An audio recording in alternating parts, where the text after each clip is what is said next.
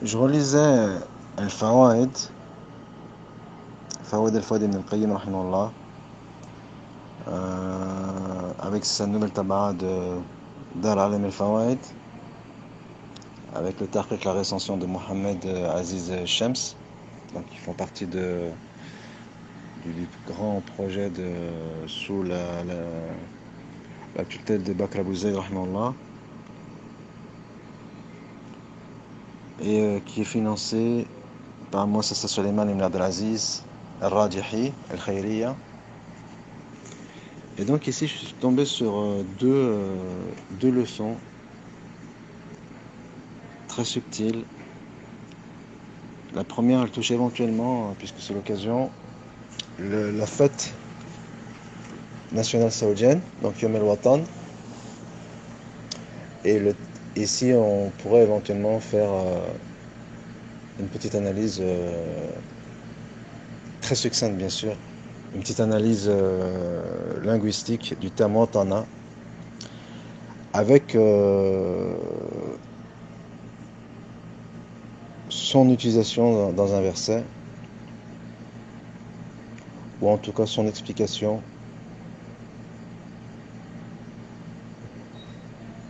qui a été utilisée dans un verset, je ne trouve pas l'expression.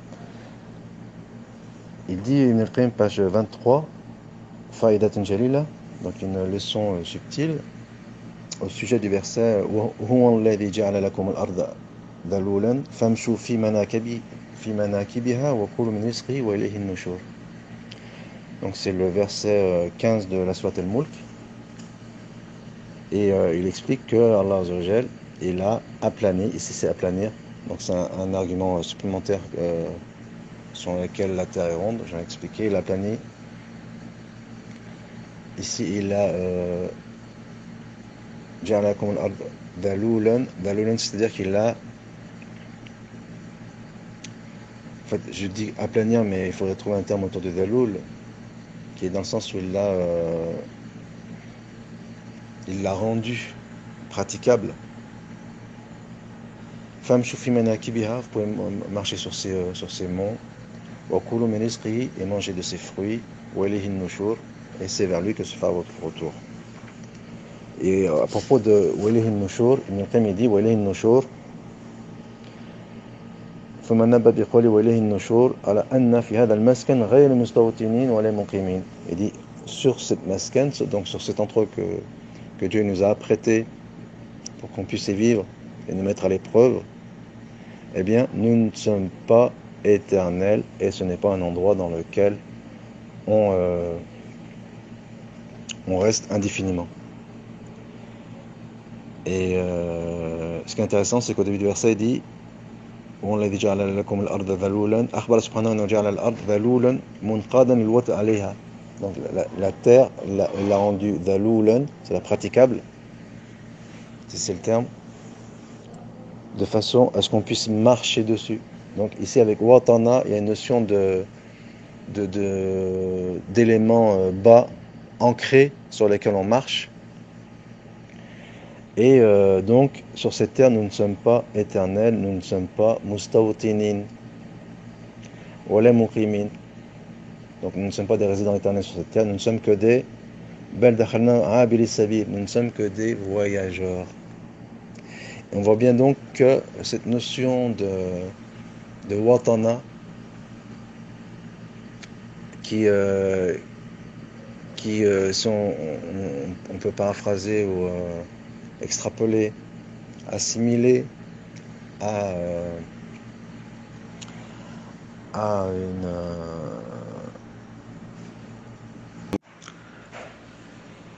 donc assimilé à un poids qui est ancré dans les bassesses de ces bas mondes, ou si on veut comparer le voyageur avec le résident, qui lui est ancré dans l'endroit dans lequel il vit, eh bien ici Watana, il a ici une dimension péjorative. Et contrairement au fait national, Eid el-Watan, Donc ici, il y a une double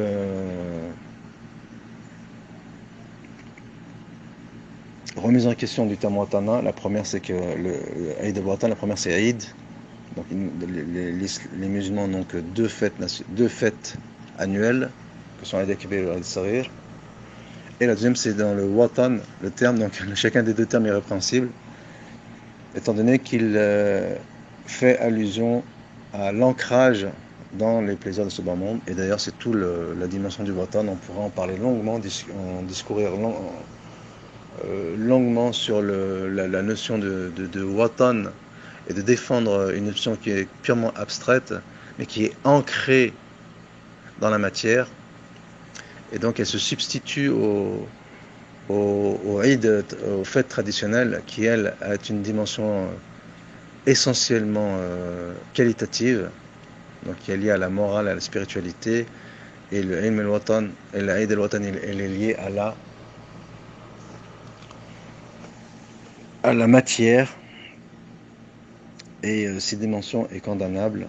Bien sûr, il y aurait long à dire sur ce point. Alors, la deuxième faïda, c'est au sujet de la dua de la tristesse, qui commence comme suit. Donc Ibn Qayyim, il a évoqué page 30. Allahumma inni abduk wa ibn abdik, ibn amatek, je suis ton serviteur, le fils de ton serviteur, le fils de ta servante. Nasiyati biyadik, mon toupet est entre tes mains. Ma'diyan fi'a hukmuk, adlun fi'a qada'uk. Donc tes sentences sont exécutées, adlun fi'a qada'uk, et tes lois sont justes. Je t'invoque, je t'invoque par chacun de tes noms, que tu t'es que tu t'es donné, ou que tu as révélé dans un de tes livres, ou que tu as appris à l'une de tes créatures, ou que tu as gardé dans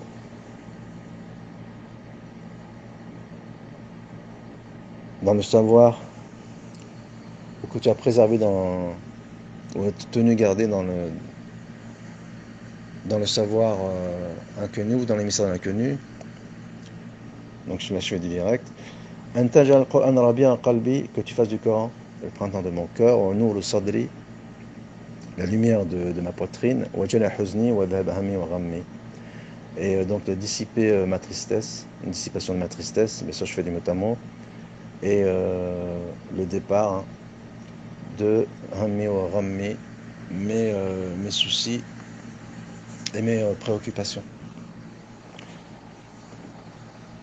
Et donc, ici, il est intéressant, par rapport à un sujet dont on a parlé par le passé, concernant la raison, est-ce qu'elle est au niveau du cœur ou au niveau du cerveau. On avait dit que la raison elle avait pour source le corps, mais qu'elle était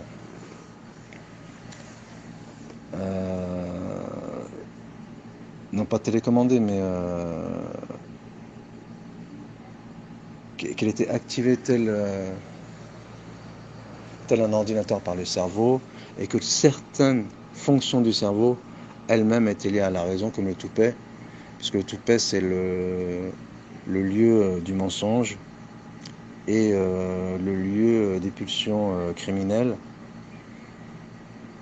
Et donc c'est le lieu des pulsions criminelles, c'est lié à la morale, la distinction entre la notion du bien et du mal, et qui est guidée par le corps et non pas par la fonction quantitative du cerveau. Donc la fonction du toupet en partie, elle est qualitative et non pas quantitative. Mais ici, Ibn al-Qayyim, enfin Ibn al-Qayyim, non pas Ibn al-Qayyim, mais Ibn al-Qayyim n'a fait que citer le hadith, il dissipe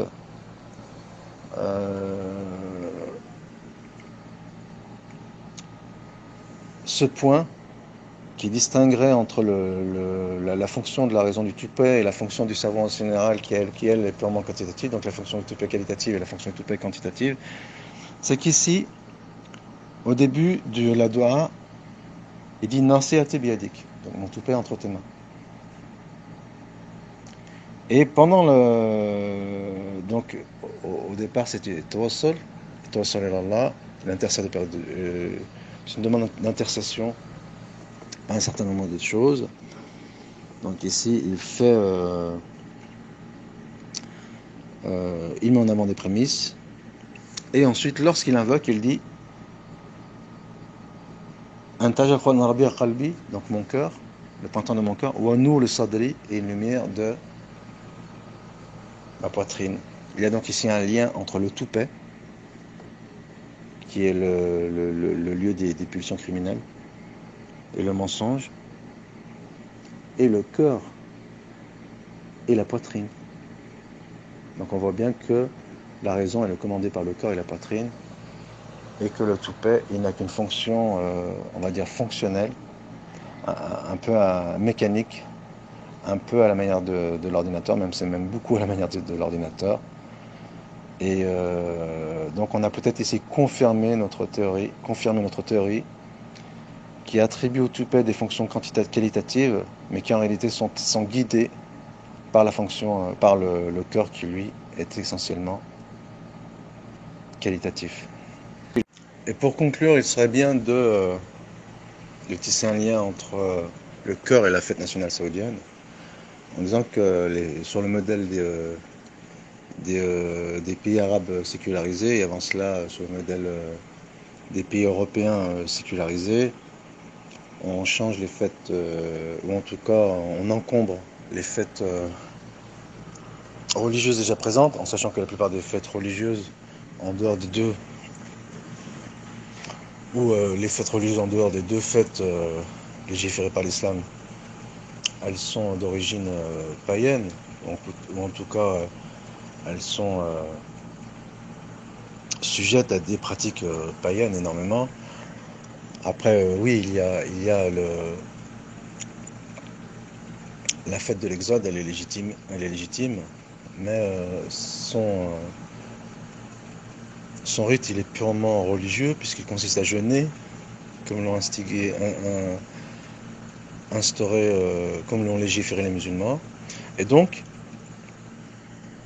ces fêtes nationales, elles viennent encombrer les fêtes religieuses présentes, donc, et qui ont une dimension purement quantitative, en sachant que beaucoup d'éléments dans ces fêtes nationales, fêtes religieuses légitimes, légales, beaucoup d'éléments quantitatifs ont été introduits, et qu'à la base elle est essentiellement qualitative. Elles sont essentiellement qualitatives, mais il y a une dimension malgré tout quantitative, comme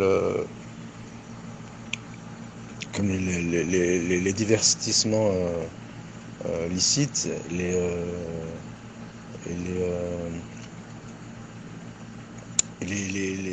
plaisirs de la langue qui sont prônés, et il est aussi prôné de porter de beaux vêtements et autres. Et donc ici, ces fêtes nationales qui se substituent aux fêtes religieuses, sous prétexte qu'elles seraient légitimes, et ça on peut discuter sur leur légitimité, eh bien, elles se substituent à ces fêtes en y intégrant une dimension purement quantitative, et en s'appuyant sur la dimension quantitative des fêtes légales pour légitimer ces fêtes qui sont, elles, purement quantitatives, au nom des exigences modernes de l'État. Et bien sûr, ce point il est hautement discutable. Voilà, je n'en dirai pas plus ici. Mais il serait bien de souligner déjà les dates, ou la date de la fête nationale saoudienne. Elle est décrétée le 23 septembre de chaque année, donc qui renvoie au jour où le roi Abdelaziz a repris Belayya, Riyad, alors qu'il s'était réfugié au Koweït avec 19 hommes, ou avec 19 de ses de ces soldats. Après, avec du recul, j'ai bien avec du recul, hein. Ici, on sent un petit peu une main. On sent un petit peu ici la main de la numérologie. Donc, ils sont venus avec 19, le 23 septembre, le 23 septembre de l'année du calendrier solaire. Donc, on se détache du calendrier lunaire. On occulte ce point, sous prétexte que ça s'est passé un 23 septembre. Et donc on sent la numérologie, 23 septembre 1932. Il y a toujours du 23 avec la vision 2030. On est venu encombrer encore ces fêtes avec une nouvelle fête, celle du 22 février. 22 février, et là aussi on sent la numérologie. 22 février, c'est la date de naissance de George Washington. Donc c'est très symbolique. On prépare sur ces points, là j'en parle succinctement, mais ça sent le roussi. Alors bien sûr on a une haute opinion de l'Arabie Saoudite, en tout cas on l'avait au départ, et on évacue entièrement de notre idée qu'il puisse avoir été téléguidé dans certaines de ses décisions par une main étrangère, mais j'ai l'impression que ça reste de l'utopie et une sinistre naïveté.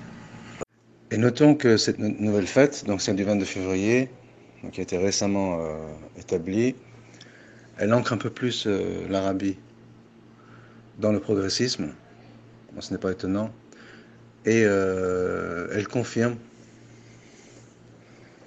son émancipation du